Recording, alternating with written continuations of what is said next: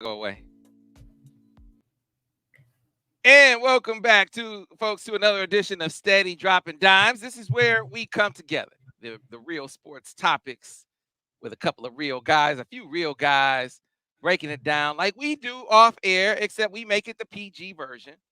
Of course, there's a Michigan tinge to whatever we do because we love the maize and blue, but we venture outside of Michigan athletics and talk pro sports, football, basketball, occasionally some baseball. We dabble in picks. Normally, you see three of us on these broadcasts.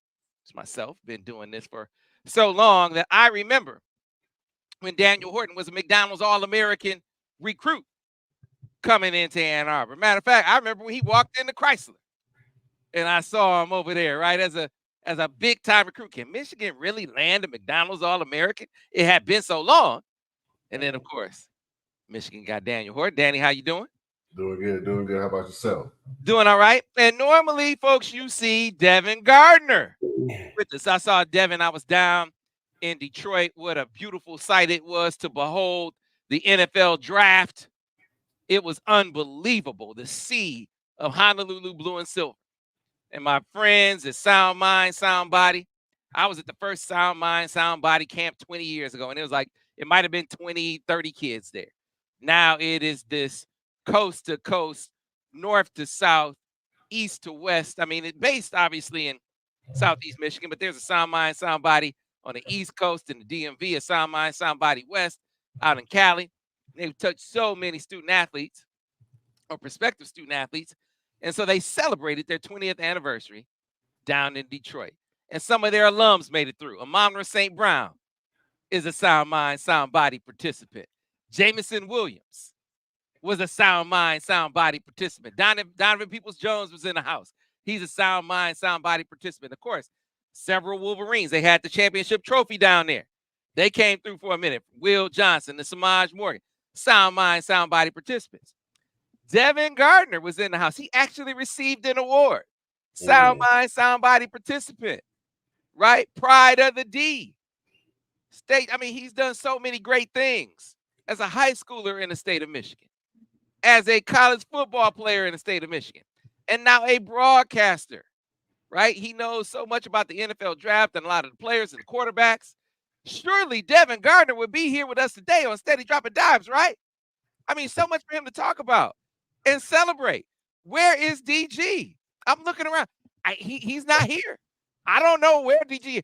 I know if it was me, Daniel Horton, I wouldn't show up either if I picked the Lakers to beat the Nuggets. I'd be hiding out somewhere making a pick like that. Because did we not tell that man it was asinine to think a team that got swept last year, to think a team that hadn't beat the Nuggets in like 12 tries or whatever it was, that they were going to flip that script and beat the Nuggets this year in the playoffs, no less? But nah, he rode that train. He rode that train, Daniel. And now he won't even show up. Won't even show up. Man, I don't know what's going on with Devin, man. We told him it was going to be 4-0-4-1. It's been that way for 2 years now, DG. Come on, man. Show up and face the medicine, man. Get on back. Come on back real quick. Soft. Can't face the music, man. Come on, DG. We tried to tell you. Like we were talking all about all the bad takes out there, all the bad takes on J.J. McCarthy. We're going to get into the bad take on J.J. McCarthy in this draft where he just got picked number 10 and rightfully called it out, right? I mean, he was even taking issue with you, Daniel, on your commentary on Jaden Daniels, which we will revisit. But I said, man, you see how ridiculous you think everyone else sounds, DG? That's how ridiculous you sound right now. Like, really, picking the Lakers over the Nuggets. What have you seen to make you think they're going, oh, well, they led. They led by 21, and they lost. Like, that would make you feel worse when they had these leads in all these games and they can't win it. They had the lead at every game at halftime of the series, Sam, and still lost 4-1. I said last week, I said they'll get one. They'll finish one of those games off, but that's all they'll get. And Jamal Murray made sure of that too. Hey, people want to know where's DG? Nowhere to be found. hiding out somewhere. That's like everybody. You're gonna face the music sometime. It'll just be next week. You're just putting it up. You're delaying the inevitable. Inevitable, my brother. It's gonna happen next week. Hey, if he was right, he would have got here early. Yeah, man. So listen, I had to get all that off my chest at the beginning. I should have started out saying, Steady Dropping Dimes brought to you by our friends at Destination Ann Arbor. For all of the things that you want to do, want to see, places to eat, places to stay, your tour guides to all things Ann Arbor, you find that at Destination Ann Arbor, online at annarbor.org. We will put up a QR code a little bit later on in the show that you can scan it. Just keep it locked on your phone. So whenever you're venturing to or through Washtenaw County, whether you're visiting or you stay here, you always know what's happening. Events that are coming to town. There's some great events that are going to be in town here over the next few weeks. We're going to be telling you about one of those. We kind of touched on it a little bit in last week's episode. We'll dive deeper into it in this week's episode, but it is a resource. Destination Ann Arbor is a resource for you to open the doors and explore all the things that are unique to Washtenaw County. Again, great restaurants, great events coming to town. Always, whether you're outdoors. I mean, summertime is and springtime and summertime the best time to get out on all the nature trails and the parks and recreation that they have around here in Washtenaw County. Unbelievable opportunities around here. We're going to be opening the doors to them throughout the remainder of our show run here. So first things first, though, Daniel, NFL draft. We knew that JJ was going to go early in this draft. He didn't go quite as early as I thought he was going to go, but he went to the team that I thought he was going to go to all along, they being the Minnesota Vikings. Here's what I find still odd. Knowing all of the commentary that we had heard about JJ leading up to the draft, it should not strike me it shouldn't be as surprising to me to hear what we heard on draft night. But like Booger McFarland, he said that, JJ is the biggest risk here early in the draft because, I mean, he's a huge risk because we just haven't seen him throw a lot of passes. And I'm thinking to myself, when you did see him in clutch situations, he delivered. Is winning not a stat? And how much are we back? So we're looking at this strictly as a volume assessment. How many passes they threw? How many of those passes from those basketball on grass offenses were at the line of scrimmage, behind the line of scrimmage, or 5 yards? I mean, how many of those were the short passing game? Just right there, long handoffs. How many of those passes were thrown? And we're using this to distinguish between JJ and guys that are seen less risky, surely because they threw more balls, not because they're more talented. Because you can't say the man's not talented. He's 6'3", he's 219 pounds, he has a gun for an arm, but no, just because he didn't throw as many passes as these other guys, he's a bigger risk. The commentary on JJ McCarthy specifically around this draft was lacking.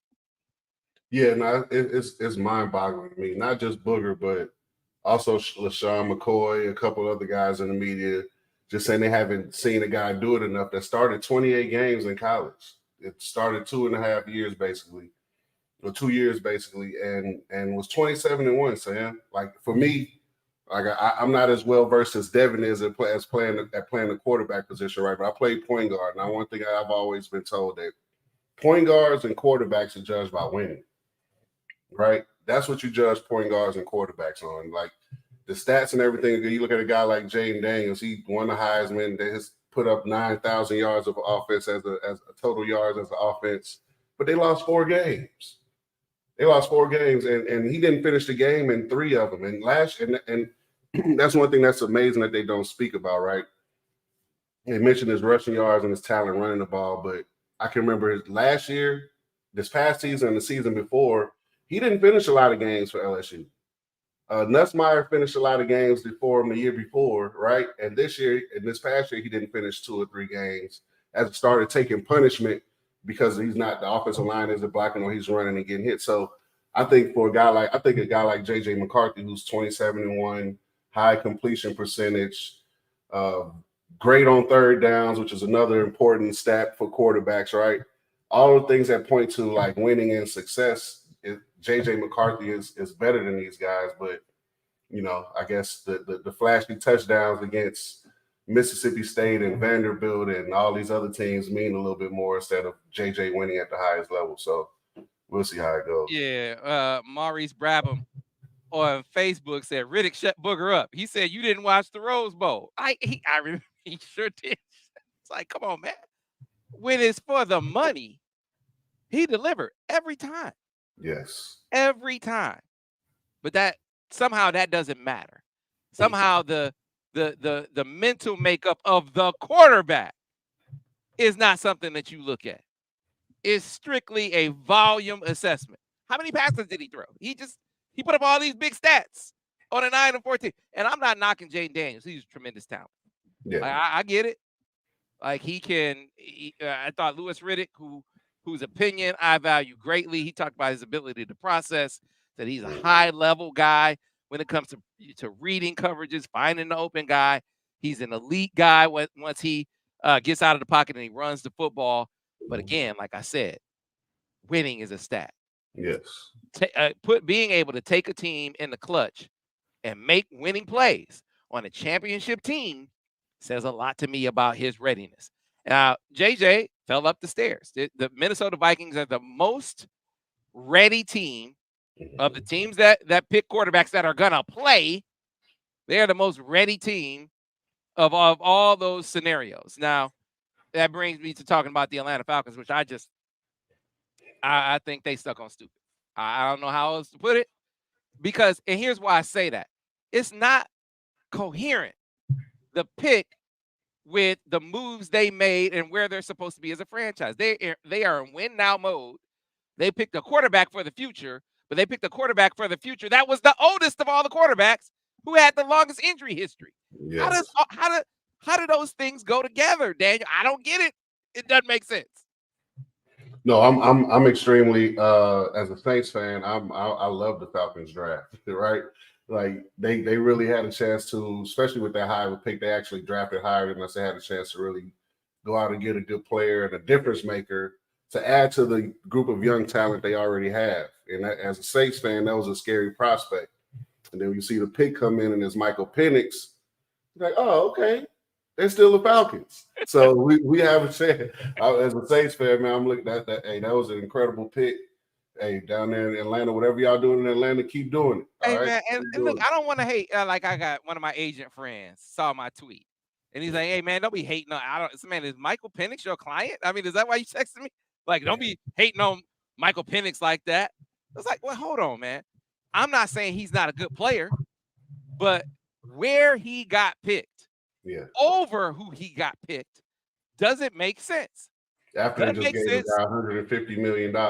Yeah, it doesn't make sense, to take a quarterback there because you are trying to capitalize on this window, which is what it is with Kirk Cousins. But if you say, hey, their logic, their rationale was we are not going to be in this position in the draft moving forward. So we're going to take advantage of this opportunity to take a guy who's going to be the guy of the future. As much as I don't agree with that logic, okay, let's go with that. But when the future comes, he'll be 30. Right. Right. So why are you going to take the guy who he's 24 now at the early, he's 27. They said maybe 3 years. It's a 4-year deal for Kirk Cousins, probably 3 years, and then he's out. So 27 years old. He's had knee injuries, a shoulder injury. He comes from an offense that from maybe volume of throwing the football is pro-like, but he's not processing the offense the way that a J.J. McCarthy is, changing protections, right? Changing plays. Not like J.J. just came from. And J.J.'s 21 years old. Yeah. And had 1 year with a real quarterback coach. And you look at what happened with him. So you're taking the guy that's closer to his ceiling, who's older, who has the longer injury history, over the guy whose arm is just as good, who can run around too, who has won a championship over the team that you picked, over the team from the quarterback you picked, and he's 21. It just doesn't make sense. I mean, I think that sometimes we get a little too ahead of ourselves thinking that we know more than guys who do it for a living. But I also think that sometimes we can overcorrect and just assume that they know what they're doing because they have that job. And that's just not the case. Daniel, all these dudes don't necessarily know what they're doing. That's why you see a lot of them getting fired. Yeah, we saw Penix's ability to process when they played us in the semifinal national championship game, right? That's probably the closest thing he was going to see. He saw all year to NFL style defense, and he struggled big time, and took a lot of punishment in the process. So, if that's the gauge or the barometer as far as what he'll translate to at the NFL level, that was definitely a risky pick by the Falcons. Yeah, hey man, and VR's like he's like, man, you got to take a quarterback. It's the most important position. I understand that. I don't agree with taking a guy, but if you're gonna go with that, my point is you go JJ.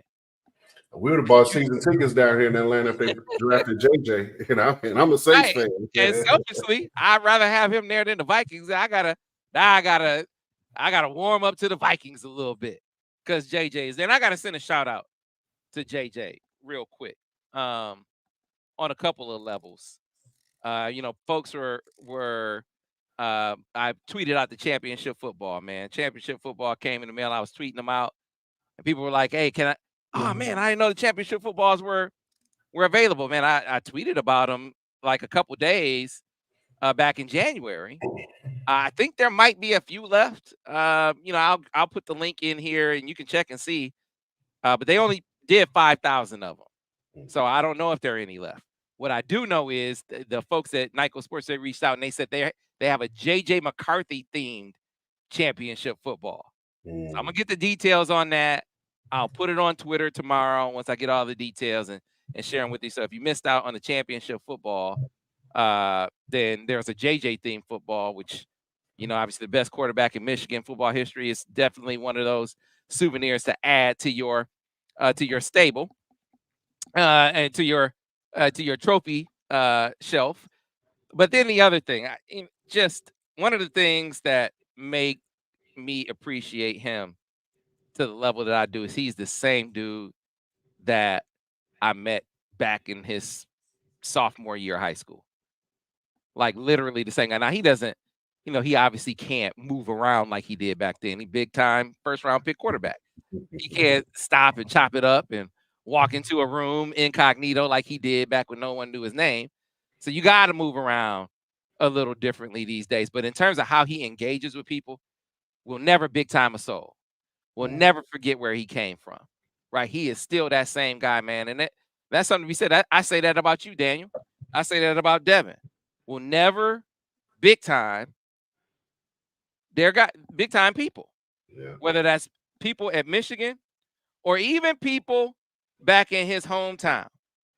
So I got word that JJ, there is a community campaign where they're supporting their LaGrange. They got some they have some facilities and some things, some initiatives that they are putting together back in his hometown of LaGrange Park, Illinois. And so JJ is contributing to that. There is a banner that he has, young JJ McCarthy, that folks can bid on. And the proceeds will go to his hometown of LaGrange Park, this community campaign that he is supporting. And so, folks, Ben, if you can put the link on the screen when you get a chance, we have it. We have the actual, page. We have the page on the screen right now for those who are watching. We'll put the link on there as well. If you go to the link and go to the auction part of it, you can bid on it and get this banner of JJ McCarthy from youngster all the way to champion, right? And the proceeds will go to LaGrange Park, his hometown of LaGrange Park, Illinois, where he's still doing his part to give back to the community. That's a guy that you know that they're going to see around. And man, you see stuff like that, you just want to support it. You just want to, and then highlight this is that same guy who just was, number 10 pick in the draft is still making it a point to do this for his community, man.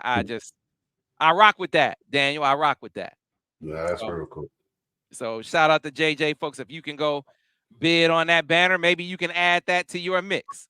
JJ from Little League to high school to Michigan to Big Ten quarterback to championship quarterback. To Big Ten champion quarterback to championship quarterback. That is outstanding. Add that to your souvenirs, your Michigan memorabilia. It'd be a great addition to that if you happen to win that bid, and it's going to a great cause as well. All right, getting some questions in the chat before we move on and talk about some of the other things that are going on across the football landscape. Looking ahead to next year's draft, for instance, lot of smoke that Shedeur Sanders is going to be a top 5 pick, and Colorado is very much in the news. But before we get to that, I want to address some of these questions that are coming across, and so. A lot of folks giving it to giving it to Devin for not showing up. I think Janet, she popped in and said, where are the rest of the guys? You mean, where is Devin? Hiding out? Hiding out because he picked the Lakers to beat the Nuggets, so he didn't show up this week? When we told him over and over again, and like, how somebody say something, you like, don't say that in public. Like, just say that to us in our private time. Nah, he brought it to the show and said it in front of everybody. Like, okay. You're going to regret it. But Marty Cornwell, he said, why are all of our linebackers leaving? 3 linebackers entered the portal: Jeremiah Beasley, Hayden Moore, Samaj Bridgman. The only one of those that they didn't necessarily anticipate was Jeremiah Beasley. But you have to, don't follow all the narratives. One of the narratives says, well, Michigan loses another linebacker to the portal. Michigan, if you look at their roster configuration, was over at linebacker. There needed to be some linebacker attrition. And I think it's not one of those where you go in and you shake a young man's hand, Deion style, to say, thanks for being on the team. We don't need you anymore. I think it's more natural than that. You see where you are on the depth chart, and it's made pretty clear, like, you can stay around, but you could be a good teammate. I think that's what happened with George Washington the third on the basketball side of things. You remember, so George Washington jumps in the portal, right? And then he comes out, and then he jumps right back in. I think he came out. He jumped in when he was uncertain, didn't know what it was going to look like with the new staff. Then he jumps out once the new staff is in, and like, I'm back. And I don't think there had been any real substantive conversations about what it was going to look like for him rotation wise. Then I think that conversation happened in a way to not as to say, you know what, you should go, but to say, you know what, if you stay, it's probably going to be as a good teammate as opposed to a rotation player, right? So, so definitely stay around, but just know that the odds of you being a rotation guy are pretty low. And I think the same thing, the same message is applicable on the linebacker side as far as football is concerned. There are some guys pretty low on the depth chart, and frankly, I think that Jeremiah Beasley had passed. The irony is, I think he had passed those 2 guys on the depth chart, but I don't think depth chart was as much of a consideration for Jeremiah. It factored in. I think he said it. Talking to people and talking to his pops, he talked about the depth chart, feeling like he was better than some of the guys that he was behind. But Daniel, he had been through just spring ball. Like, he was an early enrollee. He'd been on campus 3 months. Like, he had already passed like 3 or 4 guys. To pass the rest of the guys, probably need like some fall practice. Yeah, like games, more time on pass, man. Golly. Right, but that's why I don't think for him it was a depth chart thing as much as it was for the other guys. I think for Jeremiah, he was really close with Klink, especially close with Partridge, liked Arbor, had a connection with Denard. All of those guys were gone all of a sudden. And you throw in, once you start feeling that kind of way, other things that might not bother you otherwise might start bothering you. Oh, well, I'm not in the too deep after my first spring ball, right? Ordinarily, that might not bother you, right? But if something's already wrong, then that starts to bother you. So, look, linebacker attrition was necessary on this team. I don't think that I know that Jeremiah wasn't one of the ones that they were looking for that to happen with, but that was the only one that I would look at and say, hey, you know what? That they lost a guy to the portal. Jeremiah, better now than later, Sam. Yeah, right. Definitely better now than later. And that's, I think, you get some of that when you see kids who choose a school more for the coaches than the actual school and the program, right? And I know the coaches are a part of the program and make up a big portion of the program, but that's one thing I always respect the coaches that kind of push kids to make the decision based on everything else but the coaching staff, right? The coaching staff is one of the things that can change immediately. So you get a kid that I'm going to go to Michigan, although I don't know how you're a Detroit kid. I'm going to go to Michigan, but for the linebacker coach, not a linebacker coach is going, son, you're from Michigan. Like, this is like, Sam, I'm telling you, man. I hear, listen, and I talked to his dad. You know, I've known his dad, Will McMichael, for 20 plus years. And I know he was hurting. Like, he's Michigan guy through and through. But his son wasn't happy. Like, you know, once you start pointing out things like Kwame Tuasami said, he said, man, Sam, he's a fraud. She can't pass folks like Hood with a snap of the fingers. I know, you don't have to tell me that, Kwame. I'm with you. But that's kind of the point, right? If that bothers you after your first spring ball, there's something else wrong. Something else. Something else is wrong, right? Either the money that's flowing around, you want more money, or whatever it is, something's going on other than football. Because as a freshman going through your first 10 to 15 practices, come on, man. Like, what are we talking so it's about? like, yeah, he and Missouri, who he committed to today, or who he announced for today, he actually committed to him on Sunday. But they were right there at the, in the final stages before he committed to Michigan. There was some thought that he might actually go there. But the heartstrings were ultimately tugging too strong for Michigan at that point. But got here and just wasn't feeling it like he thought he would. And if that's the case, like you said, better now than later. That it's the kind of thing where you wonder if it was always going to be something. If it gets to this point where something like not being in the too deep after your first spring ball bothers you, right? It's like eventually something else is going to bother you to the point where you're like, I gotta go. So, like you said, better now than later as far as that's concerned. A couple other questions before we move on. Do I think Amarion Walker will be back at Michigan, considering I was the one that first reported that he would jump in the portal, and that I was the one that first reported that he was looking to play receiver. I was the first one to project that he would be back at Michigan as a receiver. Yes, I think he will be back at Michigan. I think that. So what happened? Let's have a little rewind of the tape. Electric athlete out of Ponchatoula, Louisiana. He got offered by Bama as a corner when he went down there and ran some ridiculous 40. And Nick Saban was like, oh man, I need to make you a corner, right? But he didn't commit to Bama, he committed to Notre Dame. He as a receiver. He committed to Michigan as a receiver. He played receiver initially, just a freak athlete, but you had a loaded depth chart. When he got here, needed to gain some weight, learn the offense. But after his first season here, you knew the receiver position looked pretty locked in. You had CJ and Roman coming back.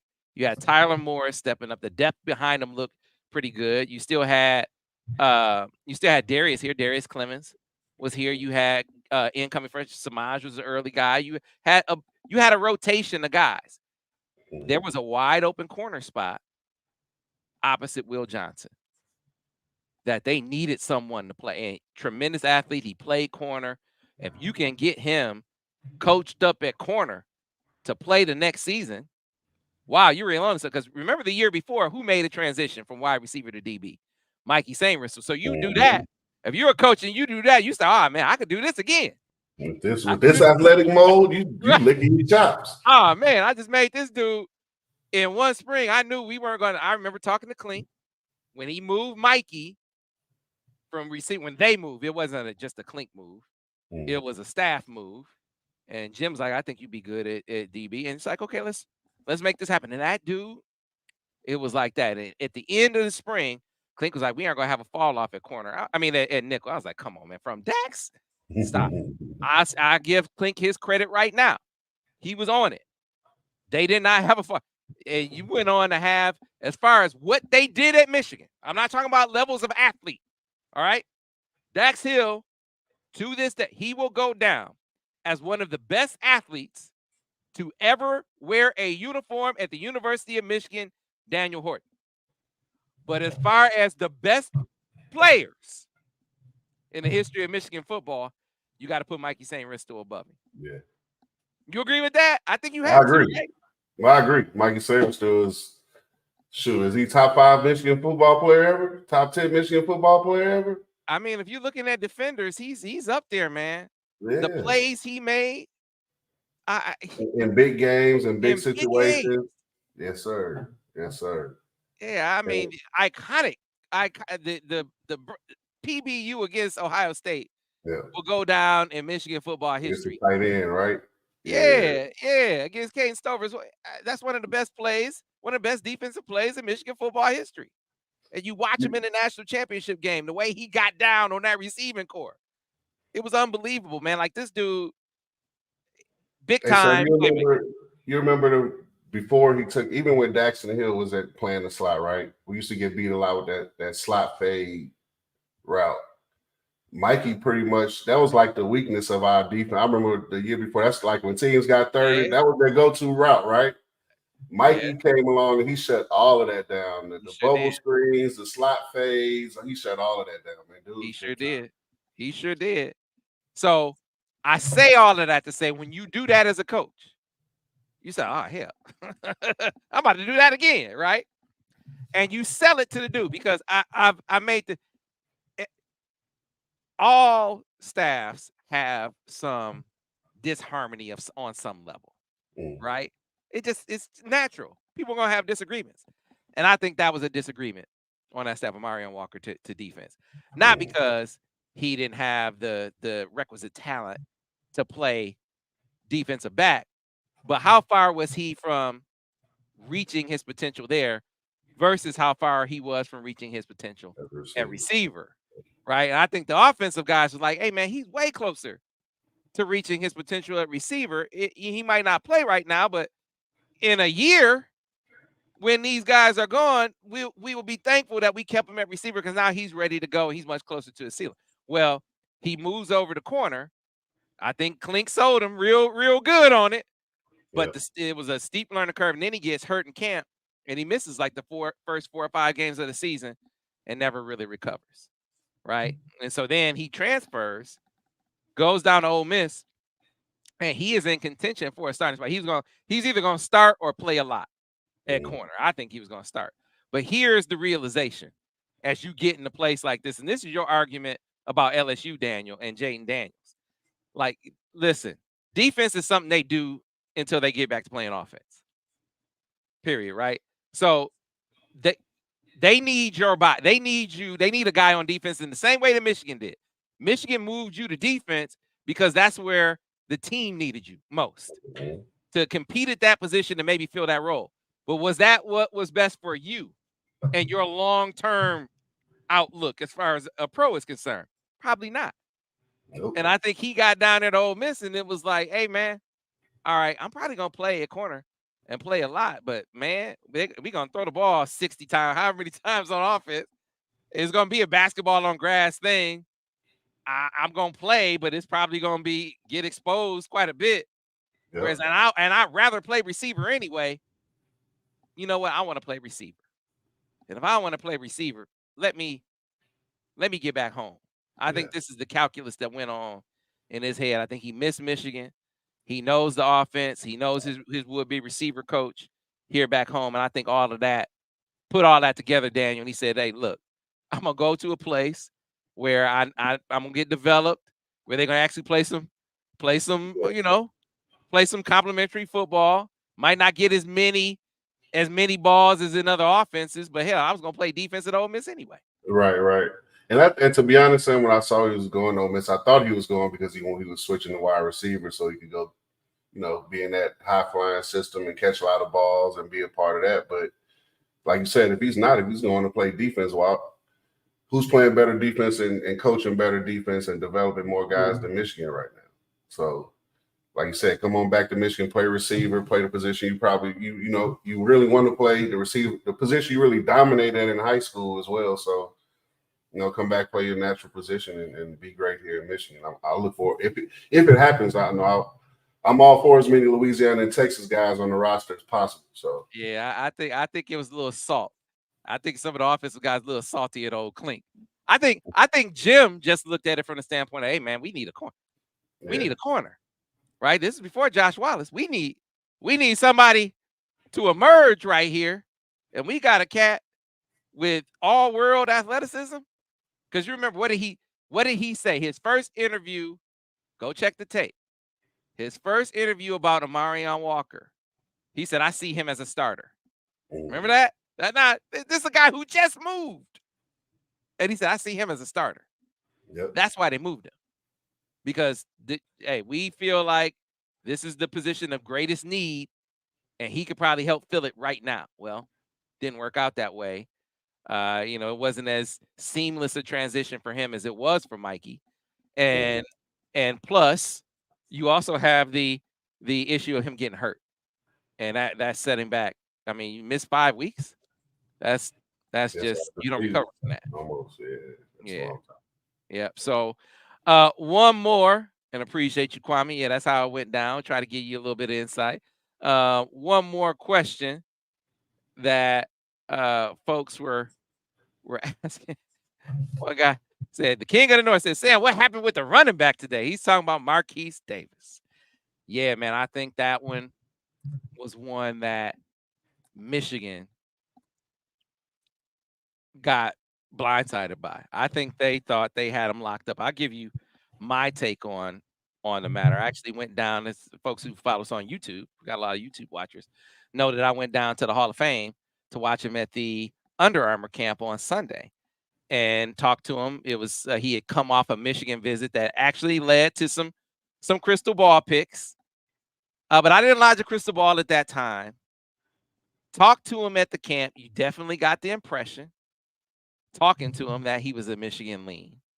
But he wouldn't tell me. He wouldn't say, I'm going to Michigan, right? So, I mean, you listen to everybody around. You listen to the, all the other pundits. You talk to folks who in recruiting class circles, and they're feeling, it's clear Michigan is feeling really good. It's clear Tony Alford was probably feeling pretty good about his. My gut tells me he was thinking he was going to get him. But when the kid wouldn't tell me he was definitely coming, I'm talking about off the record, and didn't expect him to tell me on the record, I was like, I'm not going to put it in this crystal ball. I certainly thought he was leaning to Michigan based on everything that everyone was saying and based on talking to him. I thought he was a Michigan lean, but I was not comfortable enough to put in a crystal ball. And that was why he just, now you know why he wouldn't say he was going to Michigan, because he wasn't. So tough one. I think Michigan, tough one from the standpoint of it's an L, a guy who they thought they were going to get. And frankly, I think I think it caught them by such surprise. I think they're still going to recruit him. I think they really thought they were going to get him, but you can't. I've learned over the years that you can't just go by what Michigan folks think is going to happen. Like you gotta ask around. You gotta use your judgment too. And in this particular instance, it's like, hey, if I can't get something from the guy or somebody from in his camp, I'm damn sure not putting in a crystal ball here. And that's why I didn't put in a crystal ball on Marquise Davis. So it's definitely an L, though. It's definitely an L. Tony Alford has laid some groundwork with some other running backs. So it's not like there aren't other options for him to explore. I'm sure he is, but I don't think he's done exploring this particular option either. I think he's going to continue to recruit Marquise Davis. Now, all right, now we got to get back on track. See, that all that stuff was stuff we weren't going to get into in today's show. Daniel, doggone it. Didn't plan on getting into that. We got to talk about Colorado and Shedeur Sanders and Dion. And then we got to get on Devin's topic of these Lakers. Because I think we got two situations where sons are benefiting from the fathers. They're getting cover from the dads, who their dads are in different ways. Now we'll save that for the other side. Right now, Ben, I want to tell people about a special event that's coming to Washtenaw County. So, my friend, would you please drop that track? Oh, no, wait. Oh, so Ben had to step away from the dais for a minute, so I'm gonna have to drop the. Here's Ben. All right, Ben, you're back. Ben, can you please drop the track for the people so we can let them know how much we love Ann Arbor?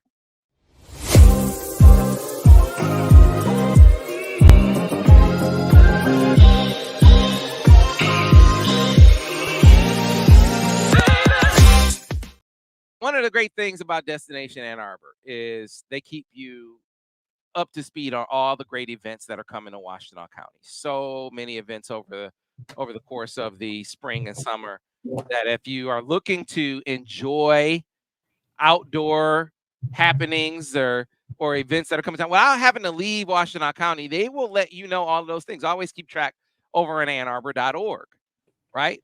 One of the events coming to Washtenaw County, it will be a weekly event over the course of the summer.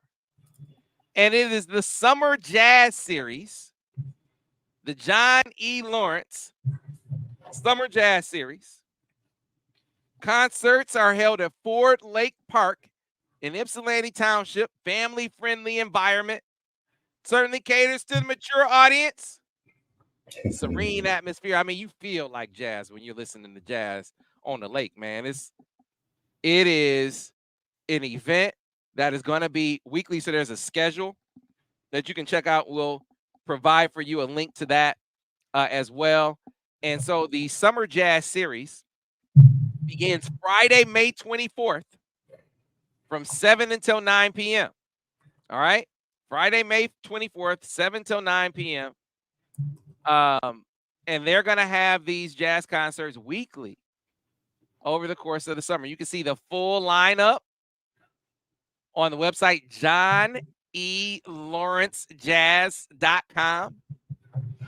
And so then you'll get into get deep into the series. July 5th through August 23rd is going to be a free concert every Friday night. So again, we lay it out for you.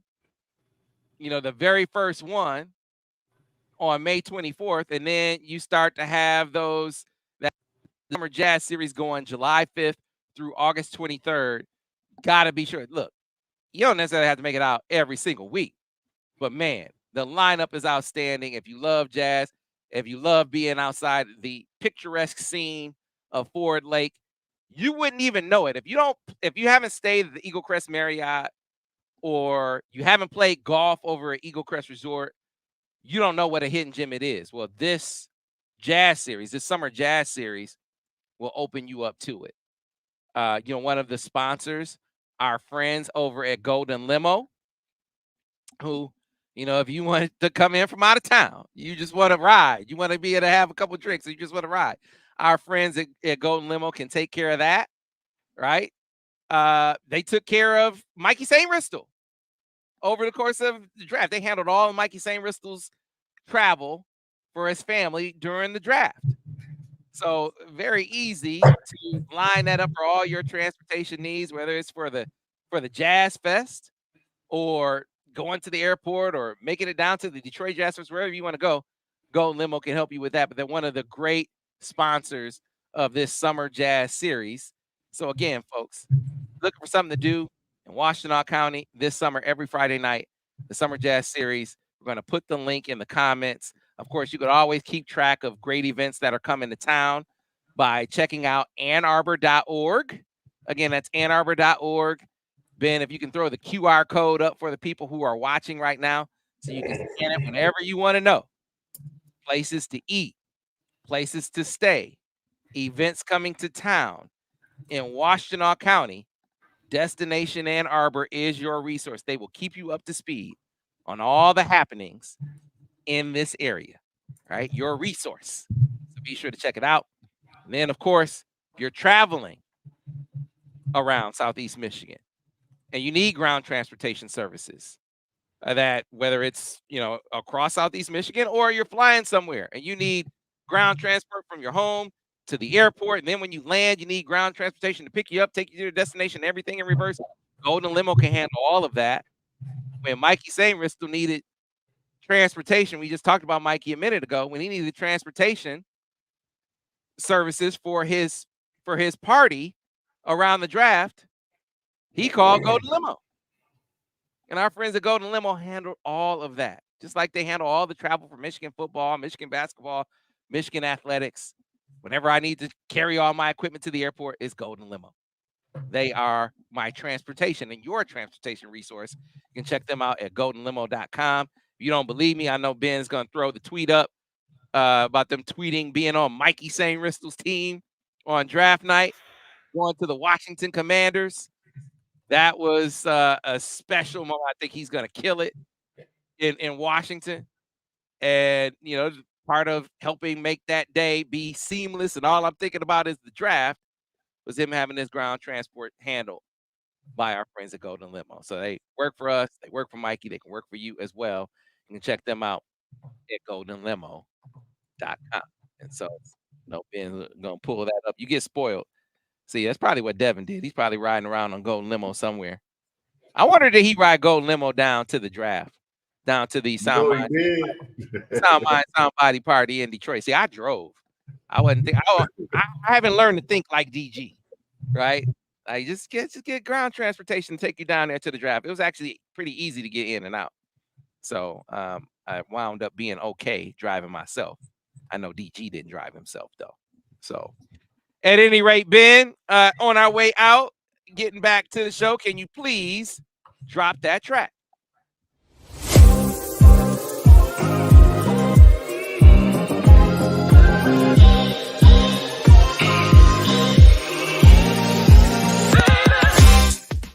NFL draft. People are already making the way too early draft predictions for next year. We know Will Johnson's going to be.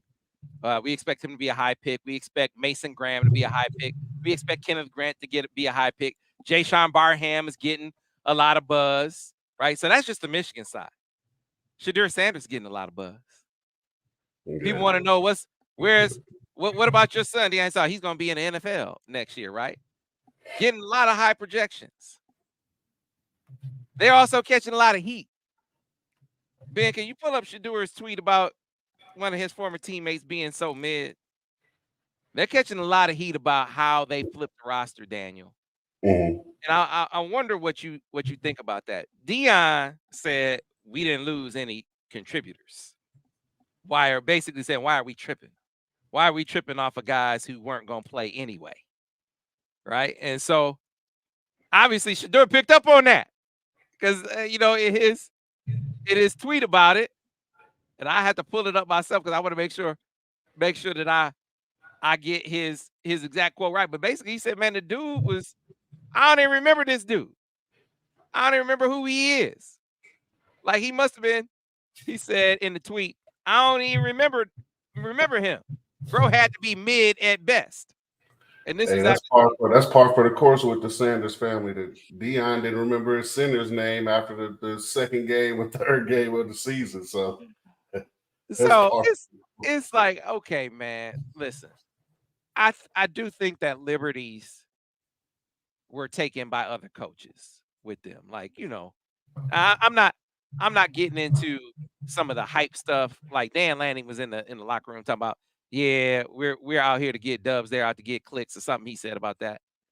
That's what you say in the locker room to your team. Yeah. But I'm talking about the coaches taking gratuitous shots, like calling them out in the media. Well, the way they build teams other places. I would never do that here. Like, come on, man. Now you don't have who are the Brent Venables did that. My man in Nebraska did that. Who's the coach is name's escaping me. Like, okay, y'all. Say, come on, man. Yeah, y'all just trying to ride some coattails. At the same time, I mean, some of this, like that right there, like, dude, every guy you ran off can't play. Every guy. And even if that's the case, even if every guy you ran off can't play, is it something you say? Is it something you say as the team leader? I'm kind of mixed about it. Daniel, kind of mixed about it. It's just like I think you make it easy for people to hate. Now, one thing about sports, Sam, when you do stuff like that, you don't have success. Like Nate, like let's go back through the history of this thing, right? That we've been a part of our whole life. When you behave that way, like as a head coach, man, you're supposed to be above that, right? And it's just it's par for the course for everything that's going on in Boulder up until this point, man. So hopefully they start winning games soon. One thing we know about sports, that stuff is all fun and games and cool, like right. It's while it's still new, but once if you don't start winning, it becomes old and people get tired of it and they really start taking shots back at you. So he's still at the point now where people are gonna believe in what he's doing and say they're gonna pray for the best and hope for the best. But if they don't start winning soon, Sam, all these antics, him tweeting, his son tweeting, it's gonna come. Karma's real in sports, man. Yeah, hey, so David Bresson says Sam can't remember the Nebraska's coach name. Must have been Mid. It just is Matt Rule. Matt Rule. Yeah. We actually talked about it here on the show. Like, come on, man. The way you build your team. Why are you even concerned about how Nebraska built their team? Right? I thought maybe he's just trying to hype up the game, right? Because they were playing, so maybe he was just trying to build some intrigue. But it's like, man, this is gratuitous. Now you're just trying to pick. You see him getting a lot of shine, and you trying to steal some of that shine, trying to benefit by extension. You trying to get some residual shine is what you try to get. So I definitely took issue with that. But the heat that they're taking over this, like calling all these dudes, every dude that left was just a bum. Like, come on, man. I don't even think that's even if it's true from a talent perspective, is it necessary? Is it necessary? Does that engender the kind of leadership view that you want people to have of you? If it was anybody else, they take a heat, but there are a lot of supporters as well. I think that there would be more of a consensus of criticism if it was anybody else. If their last name was Sanders, I think that the rebuke would be more scathing. It'd be more. Sure. I think that he gets a little shield from Dad. No, they have a cult-like following in our community. Like, let's be real about it. Like, there's people who grew up watching Deion Sanders. That's a lot like, Michael Jordan fans. Hey, people don't remember Michael Jordan actually lost. And I think, in that conversation, he's the GOAT, but he also had his moments where he wasn't as great as he normally was as well. And so people have these, like, especially guys who grew up watching them play, they have this thing where these guys can't do anything wrong. And I think, Deion has the right to build. Coach Sanders, let me be respectful, has the right to build his program the way he wants to build his program. But at the same time, like I think my man AK said in the chat, all those things you're doing, the bill is gonna come due at some point, right? And they paid the price for it this year. Son took a beat and got sacked. Second most of my times in college football, and it's probably going to be very similar this year. I know everybody who supports them think they're going to jump up and contend, but we know we watched Michigan try to build from a much higher platform and see how long it took us to get to the mountaintop. So, they have a lot of work to do. They're gonna have to pay the price for a lot of things that they're saying and doing. Yeah, man, and it creates a little bit of every team is going to have attrition in this day and age of college athletics, right? Every team, not just Colorado, but the guys who are going to leave with stories to tell seem like it's going to be more pronounced with every guy is a bum that gets out of here, and you say it. I mean, that's inviting Like, do your teammates like you? If you're willing to, I'm sorry to cut you off, Sam, but like I'm just thinking, like as a leader of a team and a program, if my quarterback is talking about my former teammate, that guy might still have people that are friends with him on that team that are cool with whatever. So like, do your teammates actually like you if you have the persona and the behavior and the things that we've seen from the Sanders family? Do your teammates really like you? Man, that would be my question. I would love to be a fly on the wall in that locker room. Like you don't know him, okay? All right, you don't remember guy. Y'all practice together, same field together. Hey man, I don't know. That sounds a bit sounds like you big time in one of the guys that was in the locker room with you. Yeah, I will look. This is the perspective they write on. It's not like if they were different, more people would root for them. I think they got the bullseye on their backs, and they just embrace it. They just embrace it, and I don't argue with that. But this right here, just calling out dudes like Yeah. that It's just one thing that to embrace it. It's nothing to make that bullseye bigger, right? To make that target bigger, right? So, hey. Yeah, and like you benefit from being Deion's son to be able to say that without a universal rebuke. Yeah. Right. So, you haven't put the work in your that too. dad put in, young blood. Yeah. Let's relax a little bit. It's gonna be interesting to see when he does go to because have they only ever played for their dad? I think they've only ever played for their dad. So what is it gonna be like when they play for somebody?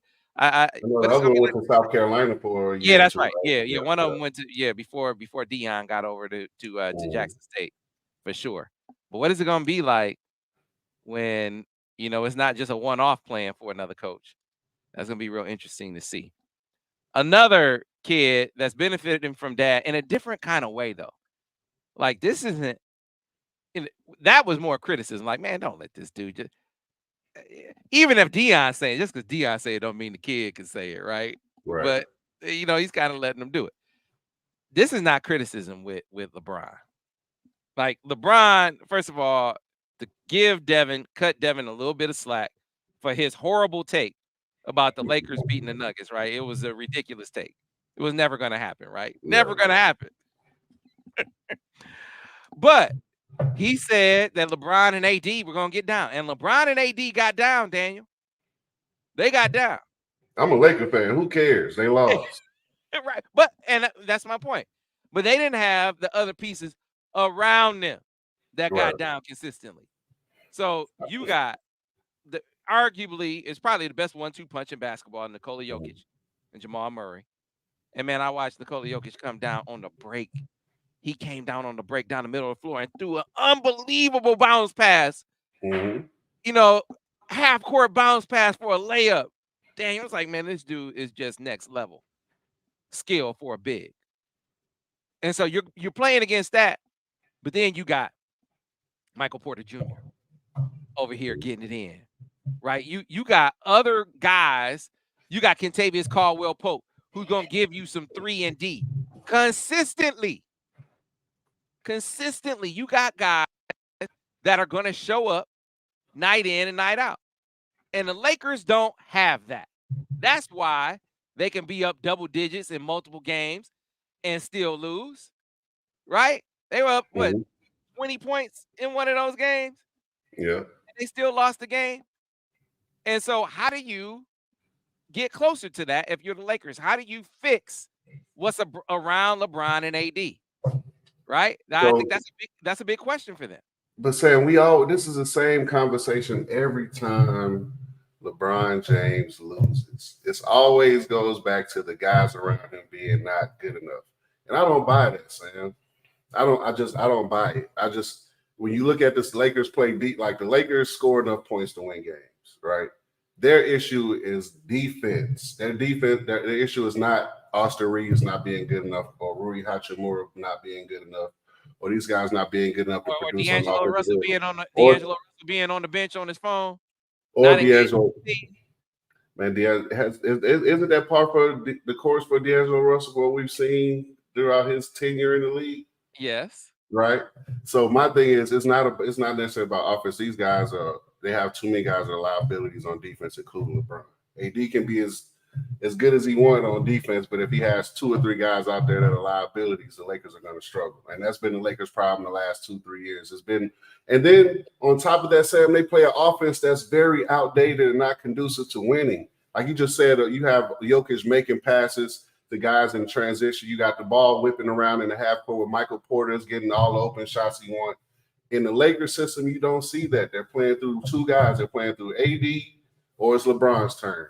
AD's turn or LeBron's turn, and they're making reads off of those guys, but it's still too archaic of a style of basketball to think that they're going to beat any of these elite teams. So that's why when Devin made that prediction, it was not only are the Nuggets more talented, but they also play a better brand of basketball. They also play everything is just better. So it's LeBron and AD can both average 30, and they were still going to lose that series. Well, I as much as I defer to your basketball knowledge, I don't think that LeBron, since they won in the COVID year, their roster construction has been atrocious.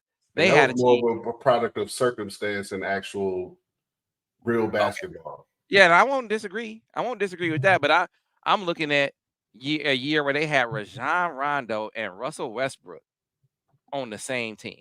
Yeah, those 2 guys should not ever occupy the same roster. Like never in a million years should they be on the same roster, let alone being on the court at the same time. Like, how do you put those 2 on the court at the same time, right? And they actually like LeBron actually signed off on that. And I look at how this roster has been put together over the years, and I think it's been everything that they've done to me has gotten them farther away from the top. They are farther away from the top of the West now because it's not just Denver anymore. Like Minnesota is like that. Yeah, they are like that. Anthony Edwards might be is he the face of the NBA right now? You are farther away. Oklahoma City looks like they're like that. So how do you get closer? So where am I going with this? I've seen all this chatter about we got to keep LeBron. And here's how we're going to do it. Here's how they're going to do it. They're going to draft Bronny James. And listen, I think Bronny's a talented player. Yes, sure. I've always thought he was a talented player. I haven't looked at him and said one and done. Now, and this was before listen, the young fella almost lost his life. The fact that he even played basketball last year is a miracle and should be celebrated. But I didn't look at him as a lottery pick before that. Certainly not looking at him as a lottery pick or even a first-round pick after the season that he just had. But I hear basketball guys saying this, like Kendrick Perkins said, his game is a better fit for the pros. He's better than a lot of rotation players in the NBA right now.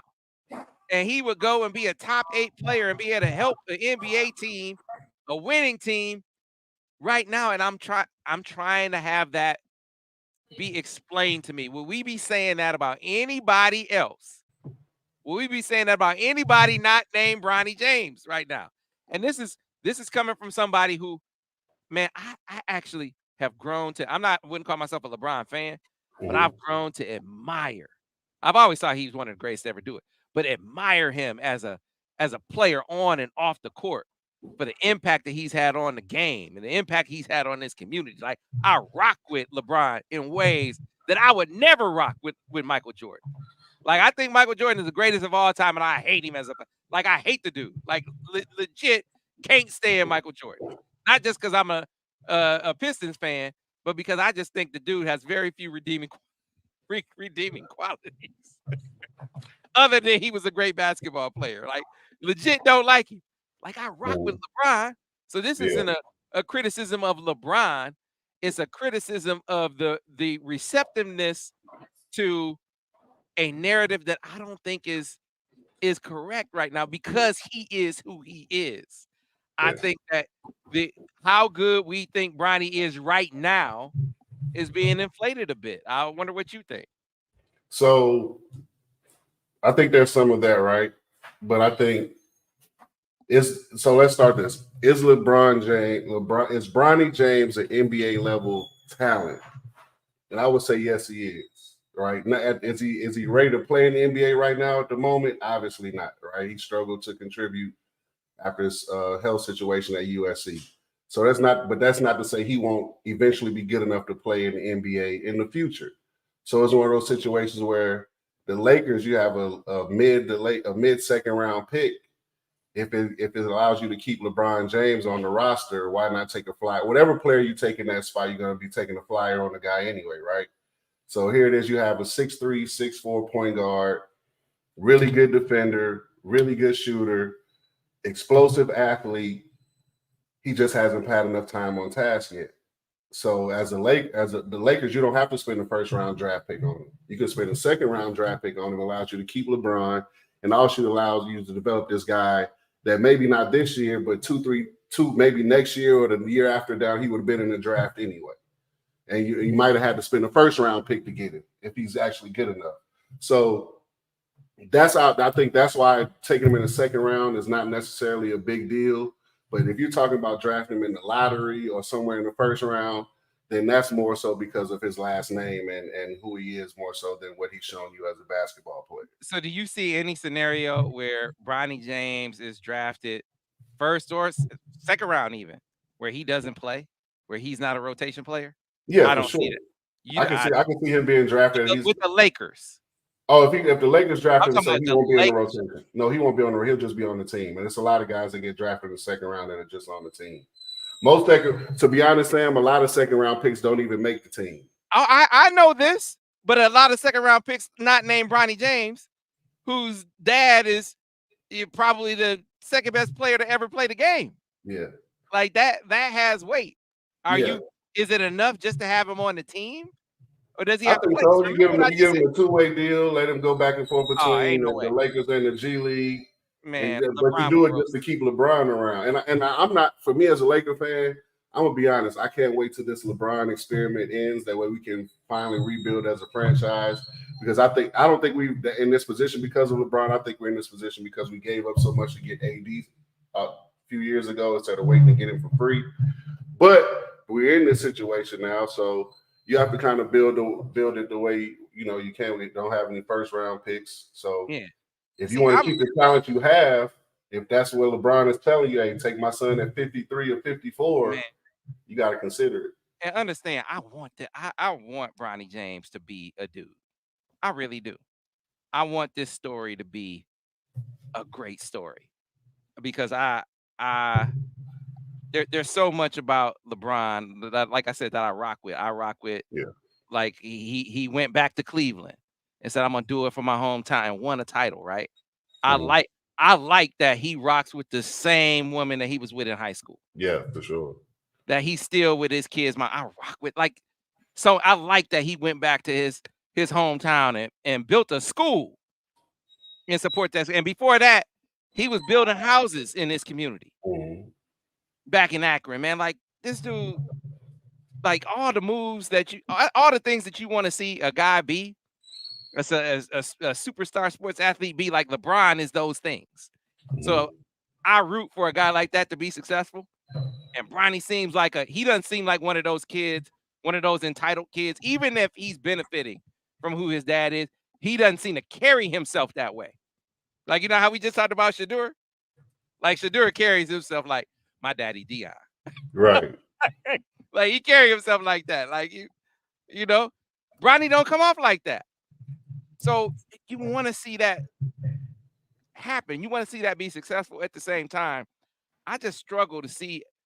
I struggle to understand the commentary from guys who are pro guys who play in the pros. Oh yeah, his game is better suited for the NBA.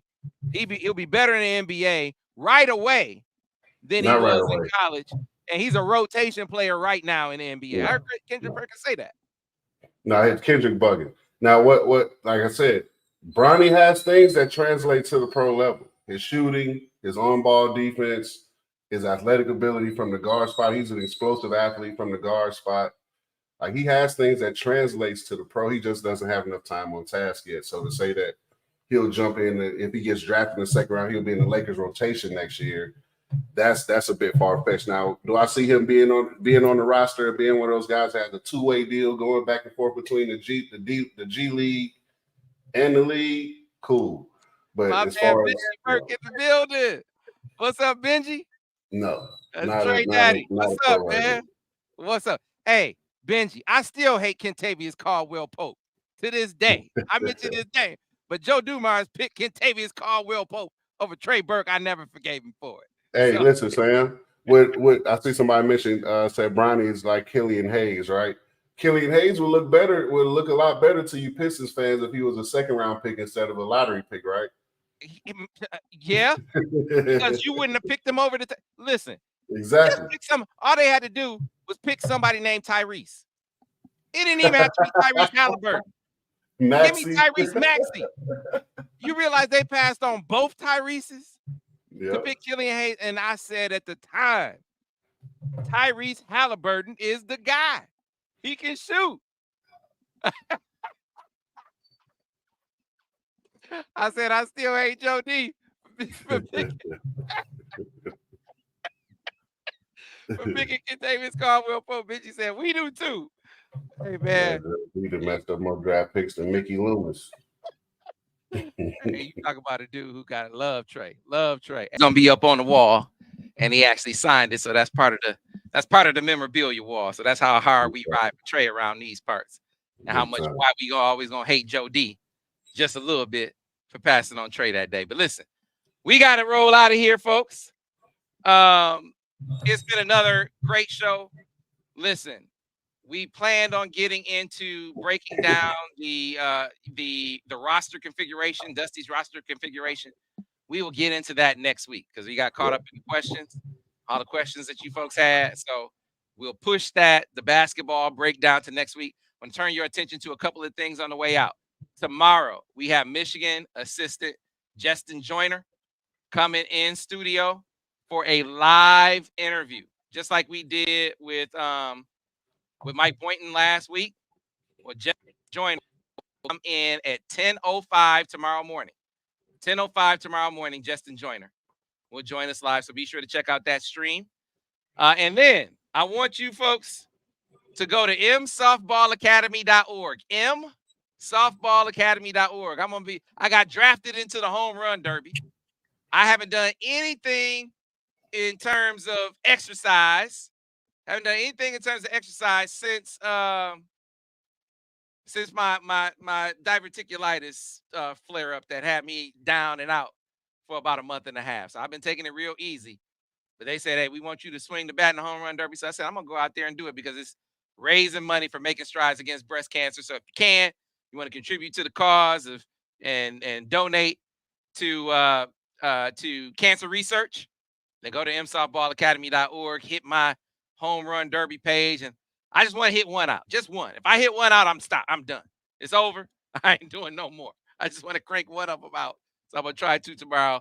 Head on over to msoftballacademy.org and support the cause. So, folks, that's gonna do it for today's show. We'll see you next time on the next episode of Steady Dropping Dimes. Thanks for joining us.